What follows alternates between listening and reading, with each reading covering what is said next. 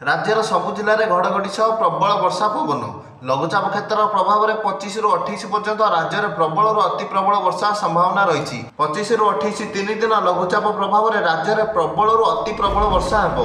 आसंता 48 घंटा मध्य यह घनीभूत होगा नहीं भुवनेश्वर आंचलिक पाणीपाग केन्द्र सूचना देती।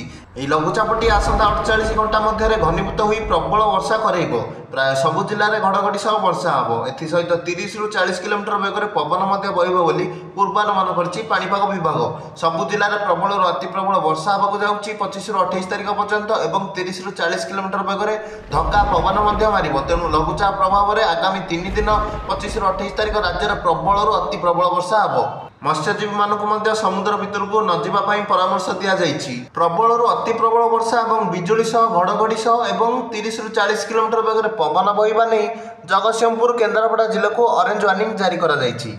ठीक से ही भाव मयूरभंज केन्दुझर बालेश्वर भद्रक जाजपुर और कटक जिला को येलो वार्निंग जारी करिछि पाणीपाग विभाग। बाकी सबु जिले में घड़घड़ी सह बिजुली मार 30 रु 40 किलोमीटर बेगर पवन बही वर्षा हम। लघुचाप क्षेत्रटी आसंता 48 घंटा भितर घनीभूत हो राज्य में 25 रु 28 तारिख पर्यंत 3 दिन प्रबल अति प्रबल वर्षा करवा नहीं अलर्ट जारी करिछि पाणीपाग विभाग। वीडियोटी भल लगे वीडियोटी को लाइक करने चैनल टी सब्सक्राइब कर दिंतु।